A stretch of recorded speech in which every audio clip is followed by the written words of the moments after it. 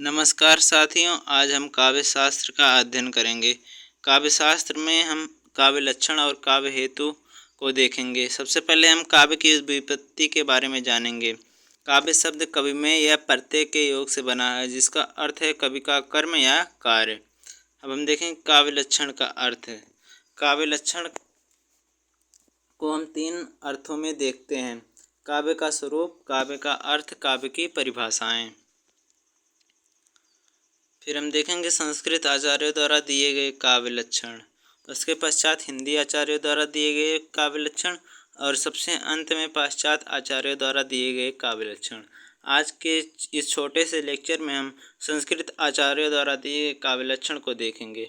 अग्नि पुराण एक रचना है जिसके रचनाकार का कोई पता नहीं है, इसीलिए इस रचना को अग्नि पुराणकार के नाम से भी जाना जाता है। अग्नि पुराण में लिखा है, भारतीय काव्य शास्त्र में काव्य का लक्षण सबसे पहले इसी अग्नि पुराण में मिलता है। अग्नि पुराणकार ने काव्य की परिभाषा देते हुए कहा है, संक्षेपाद्राक्यम इष्टार्थ वे विच्छिन्ना पदावली काव्यम अस्फुटदलंकार गुणवद दोष वर्जितम। संक्षेपाद्राक्यम इष्टार्थ अर्थात इष्ट अर्थ को संक्षेप में व्यक्त करने वाली वे विच्छिन्ना पदावली अविच्छिन्न पदावली से युक्त वाक्य काव्य है। अस्फुट अलंकार गुणवद दोष वर्जितम, जिसमें अल्प मात्रा में अलंकार होते हैं एवं वह काव्य गुणों से युक्त होता है तथा दोष उसके लिए वर्जित हैं। आगे हम देखेंगे भरत मुनि के अनुसार। भरत मुनि ने काव्य लक्षण की दो प्रकार से विशेषताएं बताई हैं। पहला है मृत ललित पदाढ़ गुण शब्दार्थहीनम जनपद सुखबोध्यम युक्तिना नित्योज्यम बहुकृत रसमार्गम संधि संधान युक्तम सा भवति शुभ काव्यम नाटकानाम प्रेक्षकाणाम। इसमें 7 प्रकार की विशेषताएं बताई गई हैं। पहला है मृद ललित पदावली, दूसरा है गुण शब्दार्थहीनता, तीसरा है सर्वसुगमता, चौथा है युक्तिमत्ता, पांचवा है नृत्य उपयोगिता, छठवां है बहुकृत रसमार्गता, सातवां है संधियुक्तता। अर्थात इन 7 लक्षणों से जब काव्य युक्त होता है तो वह काव्य हेतु या काव्य लक्षण का रूप धारण कर लेता है। फिर दूसरी परिभाषा होती है भरत मुनि की, अर्थ क्रियोपितम काव्यम, अर्थात अर्थ से युक्त क्रिया ही काव्य है। आगे हम भामा के अनुसार देखेंगे, शब्दार्थों सहितो काव्यम, शब्दार्थों सहितो काव्यम यानी शब्द और अर्थ का सहभाव ही काव्य है। फिर हम आचार्य दंडी के अनुसार देखेंगे, शरीरम तावदिष्टार्थ वे विच्छिन्ना पदावली, शरीरम तावदिष्टार्थ वे विच्छिन्ना पदावली, तावदिष्टार्थ माने इष्ट अर्थ को व्यक्त करने वाली वे विच्छिन्ना अविच्छिन्न पदावली से युक्त काव्य का शरीर ही काव्य है। फिर उसके बाद वामन के अनुसार हम देखेंगे, ग्राह्यम अलंकारात् सौंदर्यम अलंकार आसादोष गुणालंकार हानद्यभ्याम। काव्यम ग्राह्यम अलंकारात् अर्थात काव्य अलंकारों से ग्राह्य बनता है, सौंदर्यम अलंकार सौंदर्य ही अलंकार है, सादोष गुणालंकार हानद्यभ्याम वह गुण और अलंकार से युक्त होता है तथा दोष का उसमें परित्याग होता है। रुद्रट के अनुसार हम देखेंगे ननु शब्दार्थो काव्यम। फिर उसके आगे हम आनंद वर्धन के अनुसार देखेंगे, काव्य आसात्मा ध्वनि शब्दार्थ शरीर तावत काव्यम सा हृदय हृदयालादि शब्दार्थ मतिमेव काव्यम लक्षणम, अर्थात काव्यासात्मा ध्वनि काव्य की आत्मा ध्वनि शब्दार्थ शरीर तावत काव्यम शब्द और अर्थ काव्य के शरीर है, सा हृदय हृदयालादि शब्दार्थ हम काव्य लक्षणम, सा हृदयों के हृदयों को आह्लाद देने वाले शब्द एवं अर्थ काव्य के लक्षण हैं।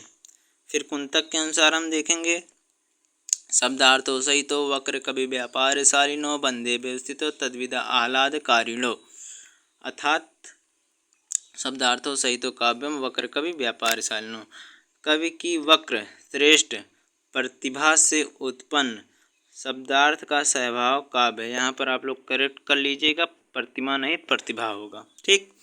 वह बंधों से व्यवस्थित होता है, बंदे व्यवस्थित हो, वह बंधों से व्यवस्थित होता है, तद्विदा आह्लादकारिणो तथा विद्वानों को आनंद देने वाला होता है, वही काव्य होता है, ठीक। फिर आगे हम देखेंगे 9 नंबर पर भोजराज को, निर्दोषम गुणवत् काव्यम अलंकार अलंकृतम रसमिनितम कवि कुर्वन् कीर्ति प्रीति चा विदन्ति। निर्दोषम गुणवत् काव्यम। अलंकार अलंकृतम, अर्थात काव्य दोष रहित गुणों एवं रस से युक्त अलंकारों से सुशोभित होता है। रस और फिर हम कीर्ति प्रीति विदंती, और प्रीति और प्रीति को प्रदान करने वाला होता है। फिर हम मम्मट के अनुसार देखेंगे, तद दोषो शब्दार्थो सा गुणा वनलंकृति पुनः क्वापि, अर्थात तद दोषो वह दोष से रहित होता है, शब्दार्थो शब्द एवं अर्थ के सहभाव से युक्त, सा गुणा वनलंकृति गुण रहित और कभी कभी अलंकार रहित होता है। लोकोत्तर इनकी दूसरी परिभाषा है, लोकोत्तर वर्णन निपुण कवि कर्म काव्यम, अर्थात श्रेष्ठ कवि का लोकोत्तर दिव्य वर्णन एवं काव्य है।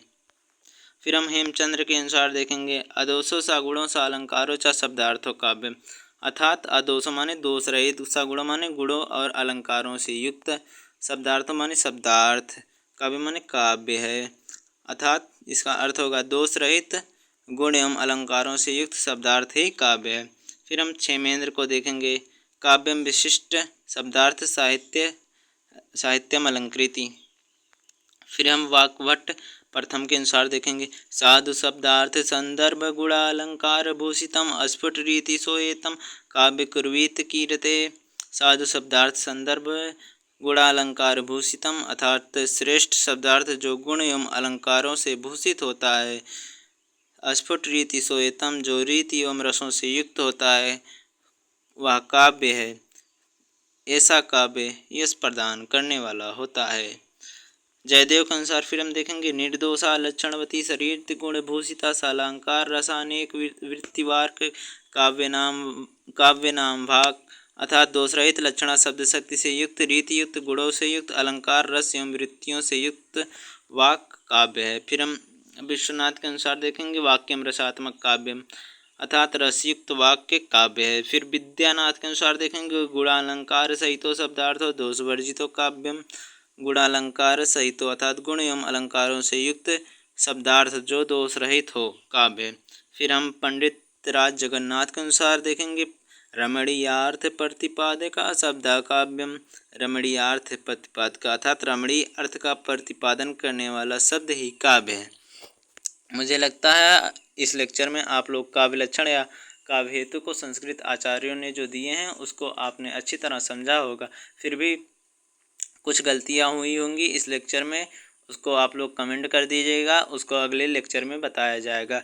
कल का हमारा लेक्चर काव्य हेतु पर ही भारतीय एवं पाश्चात्य आचार्यों द्वारा दिए गए मत के अनुसार मत पर होगा।